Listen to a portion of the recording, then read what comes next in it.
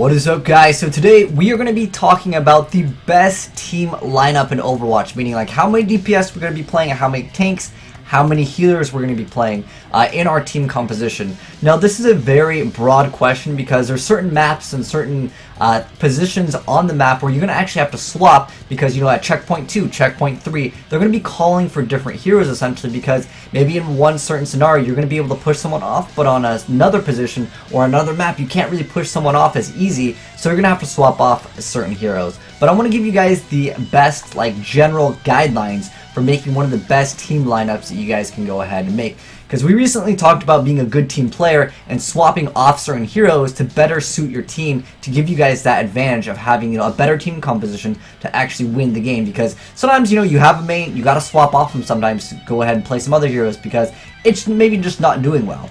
But I do want to mention and stress the idea, because I mentioned it several times on the stream when you guys asked me this. You're like, what is the best team composition? It always depends on, first off, what your opponents are playing, what your opponents' play styles are, because some Widowmakers, they will go up point blank and they'll just try to fight you. I'm not talking Soldier 76. They will, like, if you've seen some of the Korean gameplay where they have literally Widowmakers that would go up and just like headshot people that are just so godly with their aiming that you can go ahead and maybe swap to a McCree. Whereas if a Widowmaker is sitting super far back, it's going to better suit you to maybe go in as Genji, or you're going to go in as another hero like D.Va, which can go ahead and actually make some of those, you know, jumps or get to those high areas which McCree can never get to. So it always depends on what you're playing against, and I want to give you guys that mindset that it depends on what team that you are facing and how they are actually playing it, and of course, you know, maps are dependent on this. But here's a general guideline for some of you guys.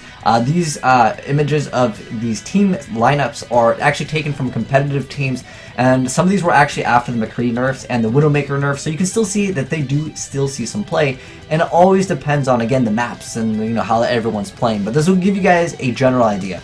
So just to give you guys a broad, you know, spectrum of, you know, what's a good team lineup, it usually is going to be 2 DPS, 2 healers, and 2 offensive or attackers, I guess flankers if you want to call them that in one sense, because the Tracer is really excellent at, you know, flanking.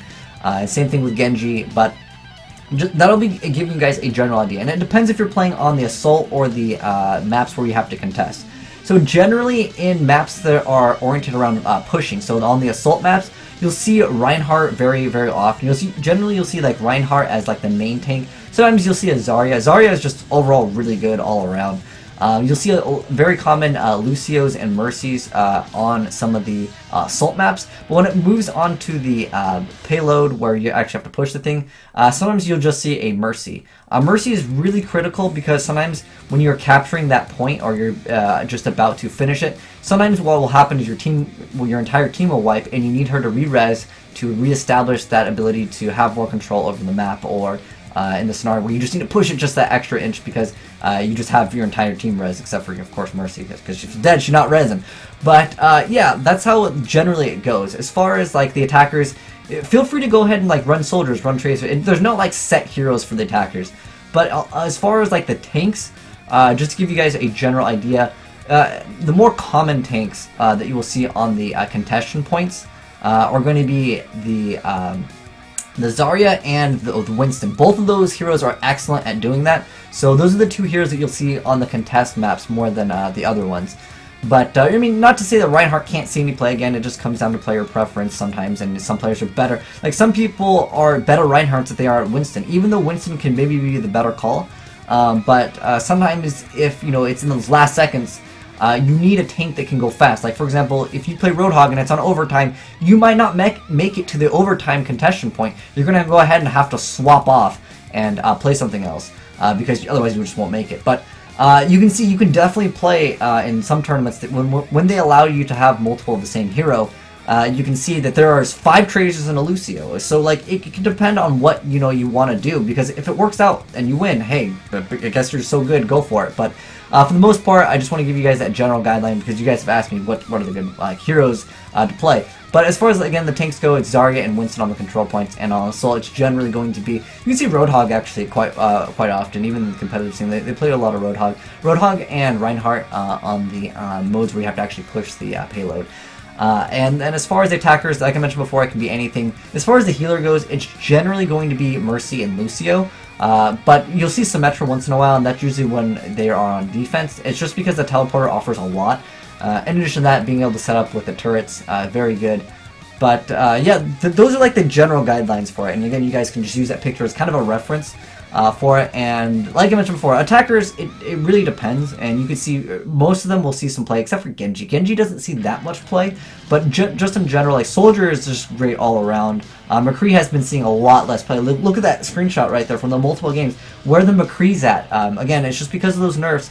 You know, you'll have to take that in consideration. But even after the nerfs, you know, Widow definitely does put up some high stats if the Widow is good enough. But again, don't feel like you have to play a certain hero just because it's going to you know, be exactly like these competitive teams, because you might not know how to play those teams, or you might not know how to react to certain heroes, and it's better to swap off. If you know that there is like a bunch of Symmetra turrets, Winston generally is the better pick, but maybe you don't know how to play Winston or whatever.